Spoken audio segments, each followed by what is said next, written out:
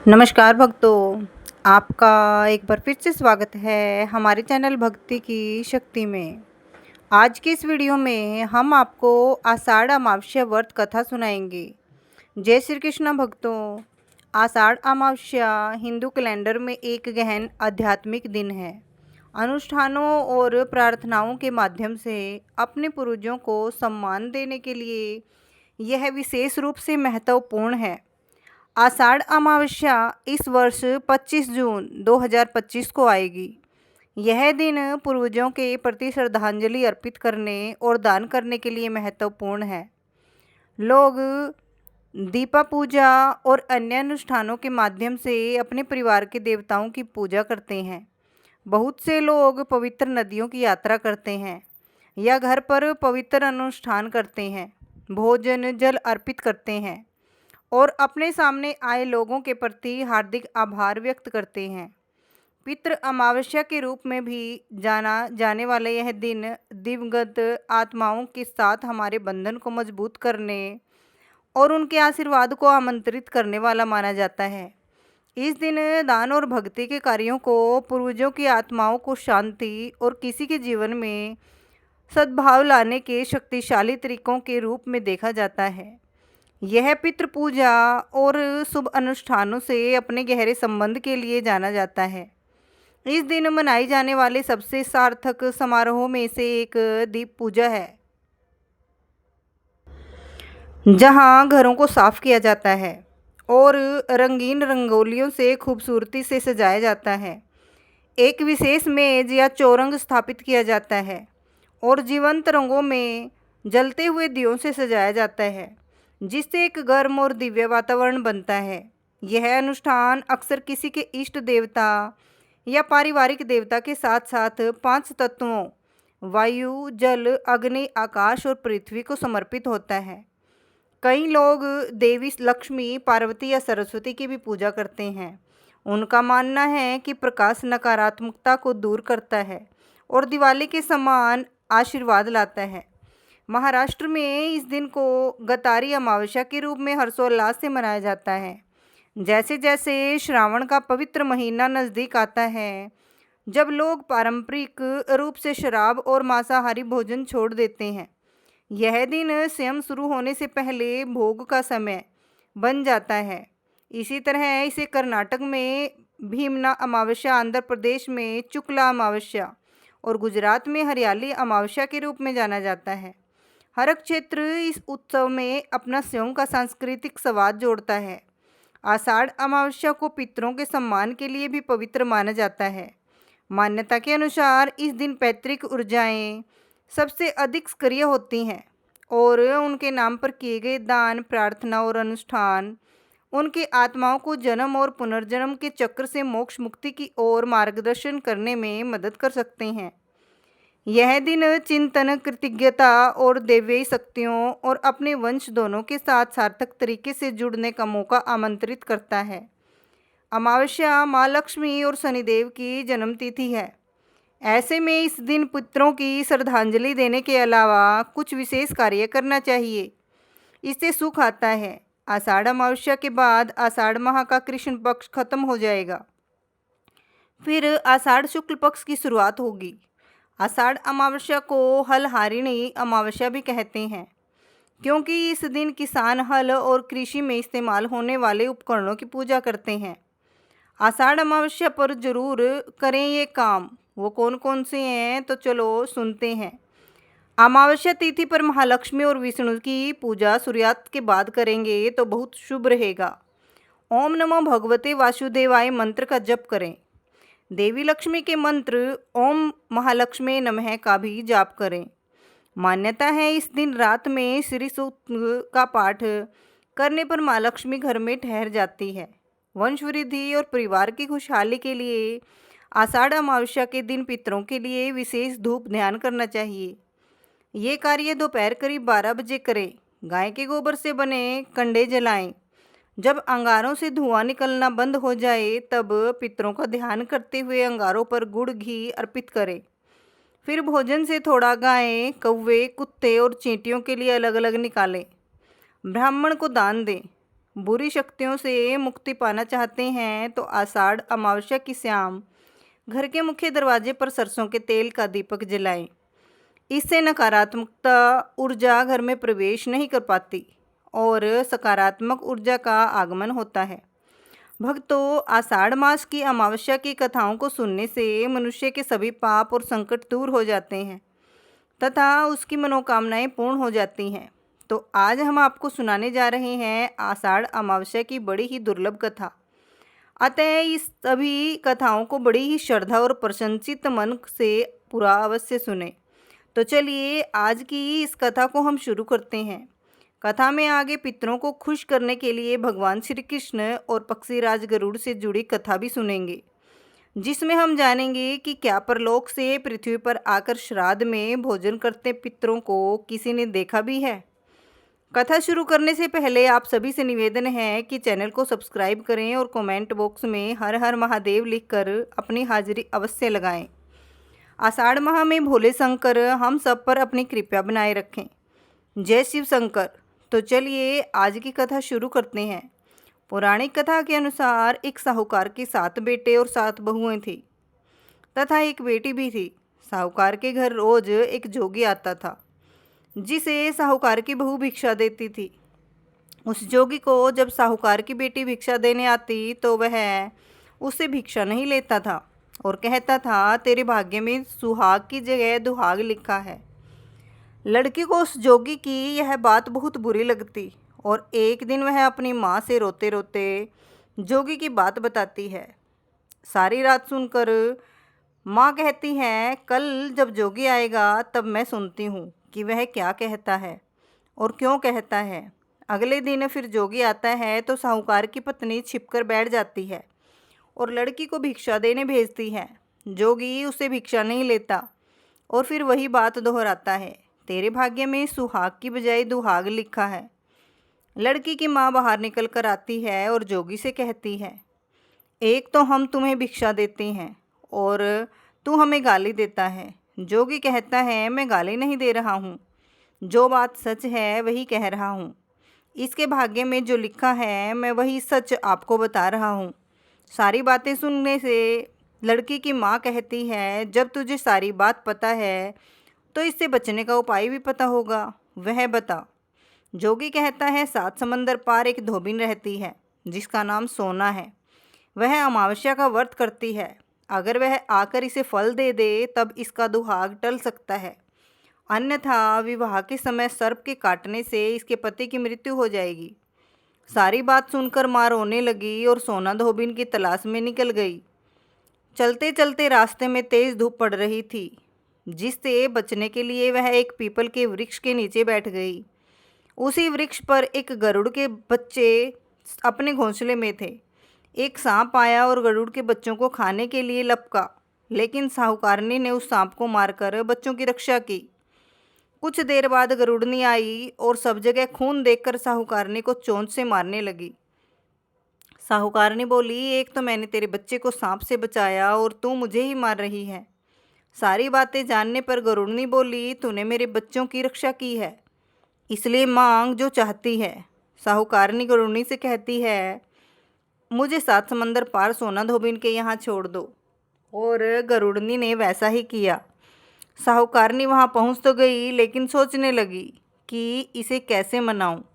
सोना धोबिन की 7 बहुएं थी, लेकिन घर के काम को करने के लिए सदा आपस में ही लड़ती झगड़ती रहती थी। रात को जब सब सो जाते तो ब्राह्मणी साहूकार के घर जाती और चुपके से सारा काम करके उजाला होने से पहले चली आती थी। सारी बहुएं आपस में यही सोचती कि कौन सी बहू है जो सारा काम कर देती है, लेकिन एक दूसरे से पूछने की हिम्मत किसी की भी नहीं होती। एक दिन सोना धोबिन ने भी सोचा, आजकल बहुएं लड़ती भी नहीं है और काम भी सारा हो जाता है। सोना धोबन ने सारी बहुओं को बुलाया और पूछा, आजकल तुम लड़ भी नहीं रही हो और घर का सारा काम भी हो जाता है। सोना धोबन ने अपनी बहू से पूछा, घर का सारा काम कौन करता है?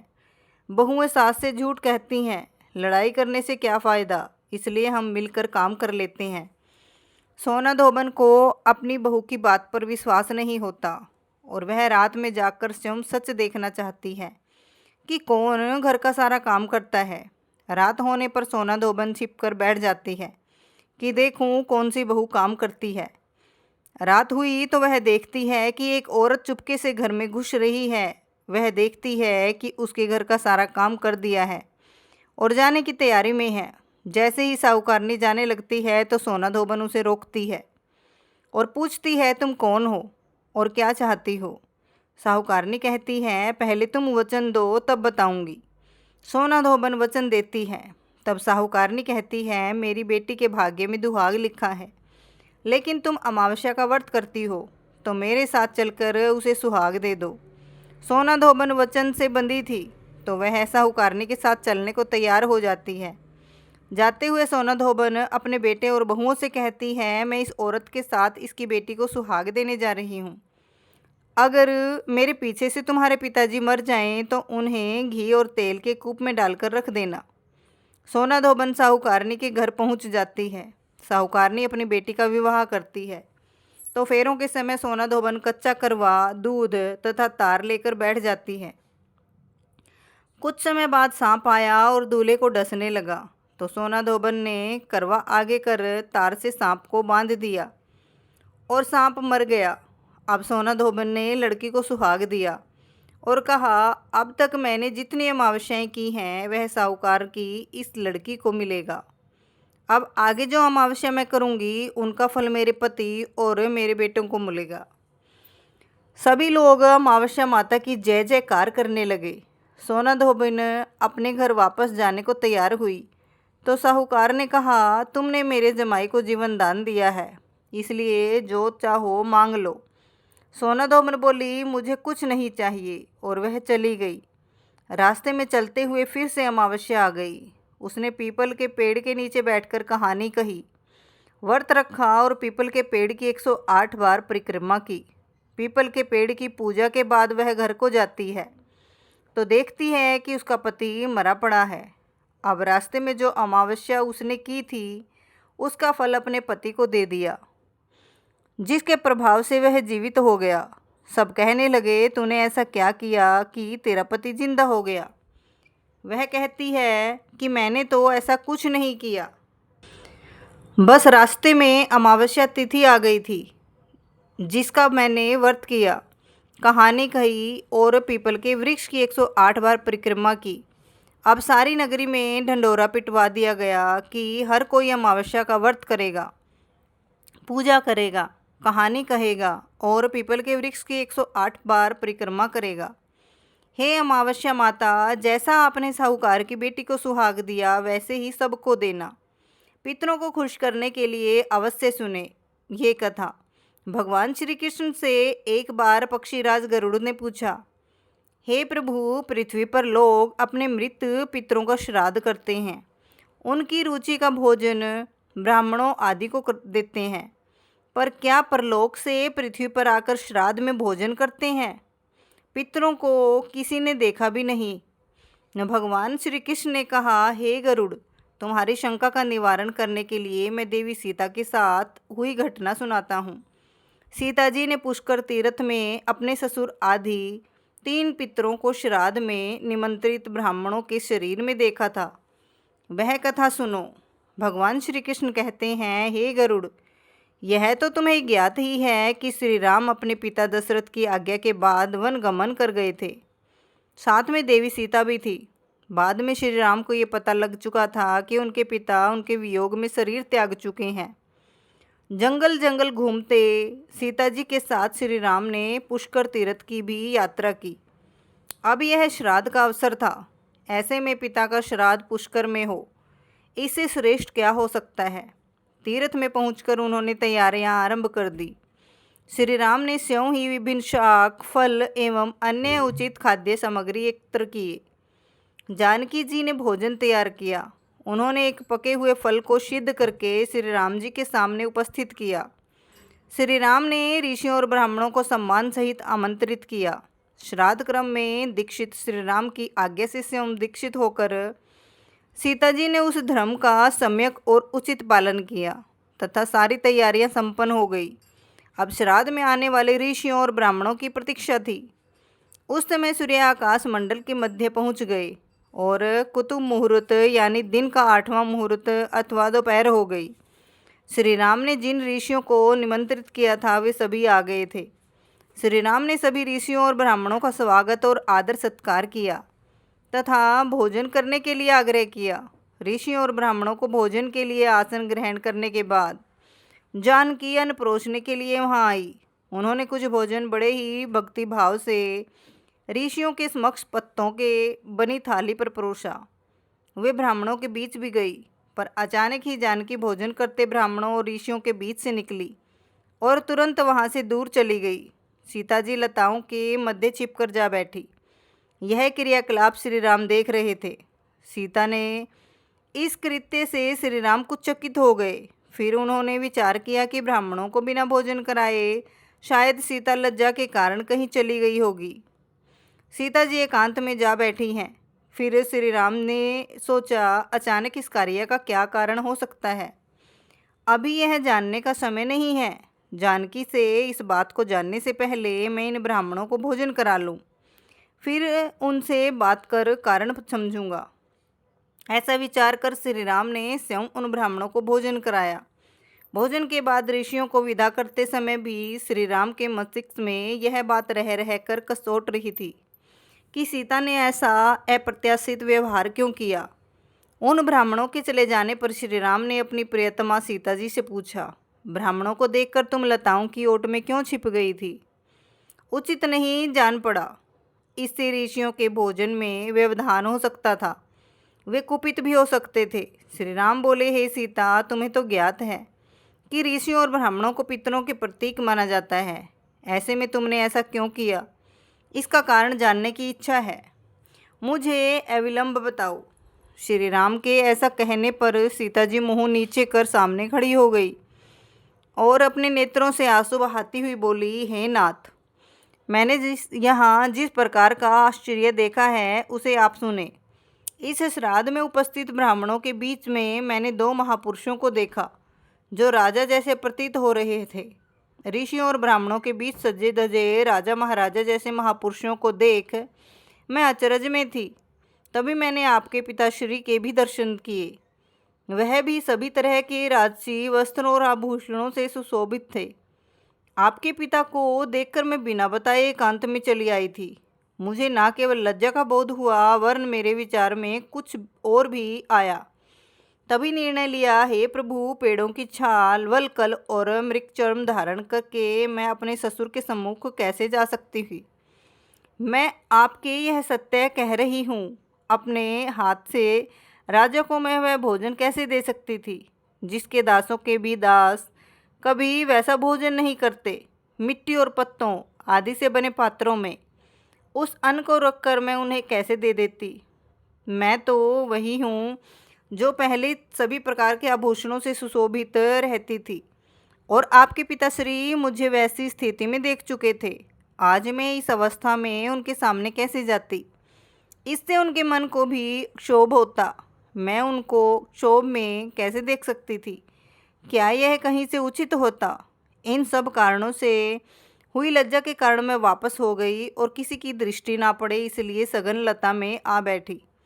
गरुड़ जी बोले, हे भगवान, आपकी इस कथा से मेरी शंका का उचित निवारण हो गया कि श्राद्ध में पितृ साक्षात प्रकट होते हैं और वो श्राद्ध का भोजन करने वाले ब्राह्मणों में उपस्थित रहते हैं। जय श्री राम। अब हम सुनेंगे 3 पनौती अमावस माता की व्रत कथा। एक गांव में सास और बहू अकेले रहते थे और उनका बेटा विदेश में कमाने के लिए गया हुआ था। सास और बहू बहुत प्रेम से रहते थे। दोनों एक दूसरे की देखभाल भी करते थे। एक दिन बहू ने खाना नहीं खाया। तब सास बहू से पूछने लगी, बेटा, आज तुमने खाना क्यों नहीं खाया? तब बहू कहने लगी, सासू माँ, आज मेरा अमावस माता का व्रत है, इसलिए मैंने खाना नहीं खाया। तब सास ने कहा, बहू, यह व्रत क्या होता है और इस व्रत को करने से क्या फल मिलता है, मुझे भी समझाओ। तब बहू कहने लगी, सासू माँ, अमावस माता का व्रत करने से बहुत पुण्य मिलता है। घर में अन्न धन भरा रहता है, सुख शांति बनी रहती है और अटल सुहाग मिलता है तथा पुत्र की प्राप्ति होती है। इसी तरह से 3 पनौती अमावस्या माता का व्रत भी रखा जाता है। इस व्रत में हर वर्ष अलग अलग खाना खाया जाता है और विष्णु भगवान के मंदिर में चढ़ावा चढ़ाया जाता है या फिर किसी ब्राह्मण को दान दक्षिणा दी जाती है। इस व्रत में पहले साल शक्कर, घी और चावल से बना खाना खाया जाता था। पहले शाल व्रत पूर्ण होने के बाद 1.25 किलो चावल, 1 कटोरी घी और 1 कटोरी शक्कर का दान किसी ब्राह्मण देवता को दान में दिया जाता है। दूसरे साल घी और शक्कर से बना खाना खाया जाता है। इसी तरह जब दूसरे साल का व्रत पूर्ण हो जाए तब 1.25 किलो घी और 1 कटोरी शक्कर और 1 कटोरी शक्कर किसी मंदिर में चढ़ाया जाता है या किसी ब्राह्मण को देना होता है। तीसरे साल गुड़, तिल और घी से बने व्यंजन खाने चाहिए। जब तीसरे साल का व्रत पूर्ण हो जाए तब आधा किलो तिल, गुड़ और 1 कटोरी घी किसी मंदिर में चढ़ाया जाता है या ब्राह्मण को दान में दिया जाता है। सासू माँ, इसे ही 3 पनौती अमावस्या का व्रत कहा जाता है। फिर बहू बताने लगी, माँ जी, इस व्रत का संकल्प लेने के बाद इसे पूरा करना होता है। अगर पूरा नहीं कर सकते तो घर परिवार में झगड़ा और अशांति हो जाती है। तब सासू माँ कहने लगी, बहू, मेरी तो उम्र हो गई है, लेकिन तुम यह व्रत जरूर करना। तब बहू यह व्रत करना प्रारंभ करती है। एक दिन बहू ने किसी के कहने पर गेहूं से बनी रोटी खा ली और अमावस्या माता इस बात से नाराज़ हो गई। जो सास और बहू कभी बहुत प्रेम से रहती थी, अब उन दोनों में झगड़े होने लगे। सभी गांव वाले भी हैरान हो गए कि इनके घर में यह सब क्या हो रहा है। सास अपनी बहू को कहने लगी, जब से तुम हमारे घर में बहू बनकर आई हो तब से हमारे घर की लक्ष्मी चली गई है। तुम हमारे लिए बिल्कुल शुभ नहीं हो। तब बहू ने कहा, माँ जी, आपके घर की लक्ष्मी चली गई है तो मुझे बताओ कि कहाँ मिलेगी, मैं लक्ष्मी को लेकर आऊँगी। तब सासू माँ कहने लगी, बहू, लक्ष्मी तुम्हें समुद्र के बीच में भगवान विष्णु के पैर दबाते हुए मिलेगी। तब बहू यह कहकर चली जाती है, माँ जी, अब तो मैं लक्ष्मी जी को लेकर ही वापस आऊँगी, नहीं तो मैं इस घर में पैर नहीं रखूँगी। ऐसा कहकर बहू लक्ष्मी की खोज में चली गई। जब बहू लक्ष्मी की खोज के लिए निकली तब उसे बीच रास्ते में गाय मिली। गाय बहू से पूछने लगी, आप कहाँ जा रही हैं? तब बहू कहने लगी, हे गाय माता, मेरी सास कहती है कि मेरे आने से उनके घर में अन्न धन की कमी हो गई है और उनके घर की लक्ष्मी चली गई है, तो मैं लक्ष्मी जी को लेने जा रही हूँ। तब गाय माता कहने लगी, हे बेटी, अगर तुम जा ही रही हो तो भगवान से मेरे बारे में भी पूछ लेना। तब बहू कहने लगी, ठीक है गाय माता, मैं आपके बारे में भी पूछ लूँगी। तब गाय माता कहने लगी, जब मेरा बछड़ा होता है तो वह मर जाता है, जिंदा नहीं रहता। तुम लक्ष्मी जी से पूछ लेना कि आखिरकार मेरे साथ ऐसा क्यों हो रहा है। मैंने ऐसे कौन से कर्म किए हैं जिसकी सज़ा मुझे मिल रही है।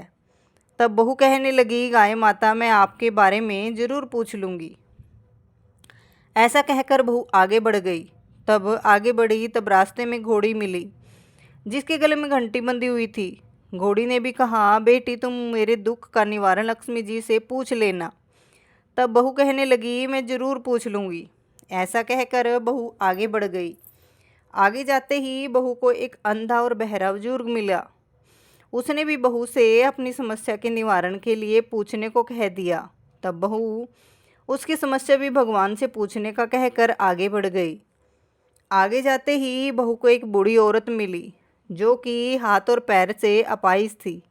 उसने भी बहू से कहा, बेटी, जब तुम भगवान से मिलो तो उनसे पूछना कि आखिरकार मैं अपाहिज क्यों हूँ, मैंने ऐसे कौन से कर्म किए थे।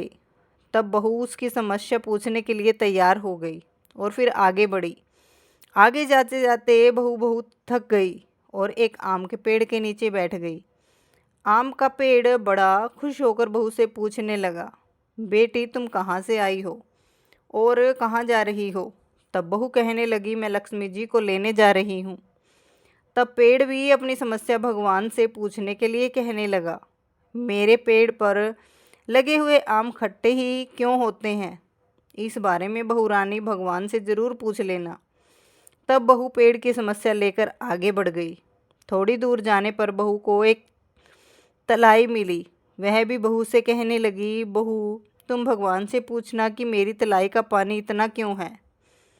कोई भी यहाँ आकर पानी नहीं पीता। तब बहू कहने लगी, जरूर पूछ लूँगी। ऐसा कहकर बहू आगे बढ़ गई। बहुत दिन से जंगल में चलते चलते वह थक गई थी। उसे भूख भी लगी थी, लेकिन खाने को कुछ नहीं मिला। तो वह भूख और प्यास से बेचैन हो गई और जंगल में बेहोश हो गई। उसी समय भगवान श्री हरि और माता लक्ष्मी घूमते हुए उधर जा रहे थे। तब माता लक्ष्मी विष्णु भगवान से कहने लगी, हे नाथ, यह तो आपकी बहुत बड़ी भक्त है, आप इसके दुख का निवारण कीजिए।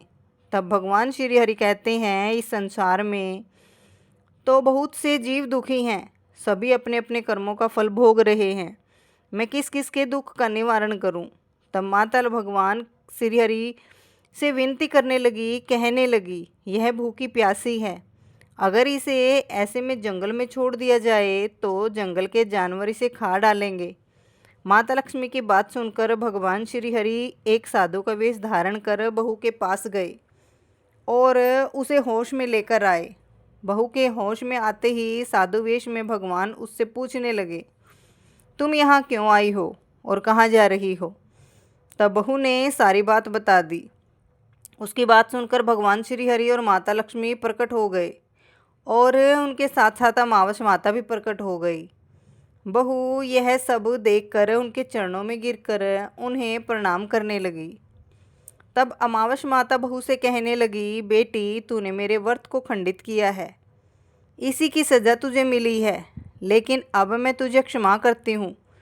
अब तुम घर को जाओ, तुम्हारा घर अन्न और धन से भर जाएगा, तुम्हारा घर सुंदर महल में बदल जाएगा और तुम्हारी सभी मनोकामनाएं भी पूर्ण हो जाएंगी। यह सब होने के पश्चात बहू ने रास्ते में जो जो भी मिला था उन सभी के दुखों का निवारण करने के लिए विनती की। तब भगवान श्री हरि कहने लगे, गाय के कभी अपना दूध किसी और को नहीं पिलाया, इस कारण उसके बछड़े जिंदा नहीं रहते, तुम उसका दूध पी लेना, फिर उसके बाद उसके बछड़े जिंदा रहने लगेंगे। और घोड़ी पिछले जन्म में आटा पीसने वाली महिला थी, वह किसी को आटा पीस कर नहीं देती थी, इसलिए उसके गले में चक्की के पाठ बंधे हुए हैं, तुम उसके पाठ खोल देना, वह बिल्कुल ठीक हो जाएगी। और वह बुजुर्ग कभी भगवान के मंदिर नहीं गया, ना ही कभी उसने भगवान के भजन सुने, तुम उसे ले जाकर मंदिर में दर्शन करवा देना, इससे वह ठीक हो जाएगा। अपाहिज महिला ने कभी अपनी जवानी में दान पुण्य नहीं किया, इसलिए उसकी यह सज़ा मिली। तुम उससे कभी कुछ भी दान पुण्य करवा देना तो उसकी विकलांगता दूर हो जाएगी। और वह आम का पेड़, उसने तो कभी अपने पेड़ के आम किसी बच्चे को खाने नहीं दिए, इसी कारण उसके सभी आम खट्टे होते हैं। अब तुम उस पेड़ का आम खा लेना, फिर उसके बाद से उस पेड़ पर मीठे आम आने लगेंगे। और तलाई का पानी पिछले जन्म में देवरानी जेठानी भी थी, वह हमेशा आपस में झगड़ा करती थी, इसलिए उसका पानी मैला है, तुम उसका पानी पी लेना तो वह तलाई शुद्ध हो जाएगी, फिर लोग वहाँ आकर पानी पीने लगेंगे। इस प्रकार बहू ने भगवान श्री हरि, माता लक्ष्मी और अमावस माता को प्रणाम किया, उन्हें धन्यवाद किया और अपने अपने घर लौटने के लिए तैयार हो गई। रास्ते में उसे जो जो भी मिला उसकी सभी समस्याएं भगवान के कहे अनुसार वह दूर करती चली गई। सभी ने उसे भर भर कर आशीर्वाद दिया। घर पहुंचते ही उसका टूटा फूटा घर एक सुंदर महल में बदल गया। उसके घर में अन्न और धन के भंडार भर गए। अब बहू ने सासू माँ से कहा, सासू माँ, आपने तो सच कहा था कि मैं आपके लिए शुभ नहीं हूँ, मेरे जाने से ही आपके घर में लक्ष्मी आई है, अब आप यहाँ रहे, मैं मरने जा रही हूँ। तब सास ने कहा, बेटी, यह सब तुम्हारे अमावस माता के व्रत के करने का फल ही हमें मिला है, तुम यहीं पर रहो, अब तुम यहाँ से कहीं नहीं जाओगी। इस प्रकार सास और बहू खुशी खुशी रहने लगे। और फिर एक दिन सास का बेटा भी विदेश से वापस लौट आया। घर में जब उसके खूब धन दौलत और धन के भंडार देखे, तब उसकी माँ ने सारी बात अपने बेटे को बता दी। इस प्रकार वह लोग खुशी खुशी रहने लगे और तीनों मिलकर अमावस माता के व्रत रखने लगे। बोलिए अमावस माता की जय। हे अमावस माता, इस कथा को कहते, सुनते और हुंकारा भरने वाले सभी भक्तों के घर में धन धान्य के भंडार भरना, सभी की रक्षा करना, हर हर महादेव, जय माता दी। अगर आपको ये वीडियो पसंद आई हो तो हमारे चैनल को सब्सक्राइब करें और वीडियो को लाइक और शेयर ज़रूर करें। कमेंट में जय माता दी और आप किस शहर से हमें सुन रहे हैं लिखना न भूलें। राधे राधे, जय श्री कृष्ण।